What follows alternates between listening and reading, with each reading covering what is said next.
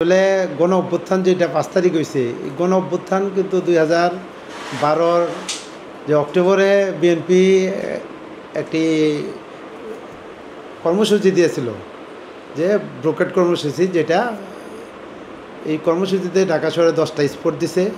সেই কর্মসূচিতে আমাদের নেতা আল্লাহ আমুল্লাহর নেতৃত্বে আমরা আমিনবাজার পুরো রাস্তায় ওই দিন ব্লক করছিলাম। ওইখান থেকে কিন্তু আন্দোলনের সূত্রপাত হয়েছে, ওইখান থেকে আমাদের নামে মামলা শুরু হয়েছে। এই আন্দোলন পর্যায়ক্রমে বিএনপি এবং সমমানা সকল দল আজকে দীর্ঘ 12 বছর এই আন্দোলন সংগ্রামে জড়িত ছিল।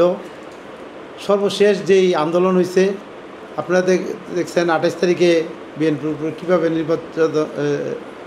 নির্বিচারে গুলি বর্ষণ করছে।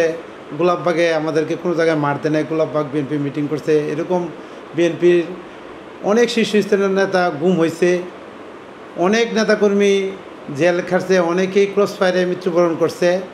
এই আন্দোলন এর পরিপ্রেক্ষিতে 2018-তে যখন শেখ হাসিনা তার বাপের কসম খেয়ে বলছে যে আপনারা নির্বাচন আসেন, আমরা সুষ্ঠু নির্বাচন দেব, কিন্তু আমরা কি দেখতে পাচ্ছি যে দিনের ভোট ওরা রাত্রি নিয়ে নিচ্ছে।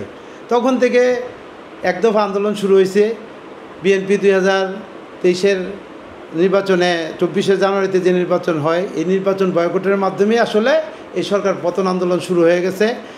এই বিএনপির নির্বাচন বয়কটটা বিএনপি সহ সকল দলই বিরোধী দল, সকল বিরোধী দল, তখন জাতীয় পার্টি ছাড়া সকল বিরোধী দলই নির্বাচন বয়কট করছে। এই নির্বাচন বয়কটটা বিশ্বের সকল দেশই কিন্তু গ্রহণ করছে, যে আমাদের বিরোধী দলের পক্ষে ছিল।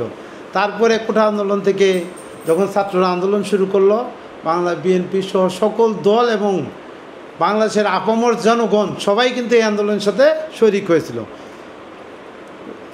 শরিক হওয়ার পরে শেখ হাসিনা কোনো হাসিনা কোনো এদিক সে কোনো দিক দিশা না পেয়ে উনি সেনাবাহিনীকে কল করছে। সেনাবাহিনী থেকে প্রথম যখন দিল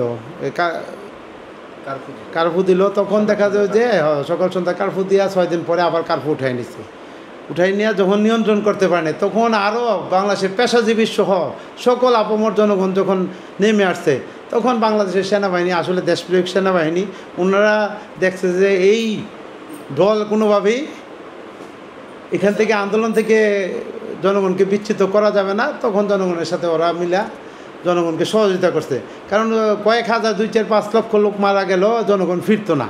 তখন দেশপ্রিয় সেনাবাহিনী, তখন সেনাবাহিনী যখন কনফার্ম হয়েছে যে না, এখন আর জনগণকে ফিরানো সম্ভব না, তখন জনগণের কাতারে আসছে। আর জনগণ এই শেখ হাসিনা পালনের জন্য ওনার সহযোগিতা আছে। তবে সেনাবাহিনী, আমি মনে করি দেশের সম্পদ, সেনাবাহিনীর ভিতরে কোনো চক্রান্ত না হওয়া ভালো। সেনাবাহিনীর ভুলভ্রান্তি থাকতে পারে, আপনি যেটা বলতেছেন এটা কিন্তু সেনাবাহিনীর ভিতরে চক্রান্ত না। এরা যে একটা মামলা করছে, মামলার ভিতরে এদের চার্জশিটে 15 জনের না 16 জন নাম আসছে। এদেরকে সাময়িক, এটা সেনাবাহিনী আসলে বিচারে উঠবে না। আমরা চাই সেনাবাহিনীর হয়তো ওদের, যেহেতু এই গণ অভ্যুত্থানে ওনারা জড়িত, ওনাদের একটু স্যাক্রিফাইস করা যায়, কিন্তু আমি মনে করি কেউ বিচারের ঊর্ধ্বে নাই। সকলেরই বিচার হওয়া দরকার।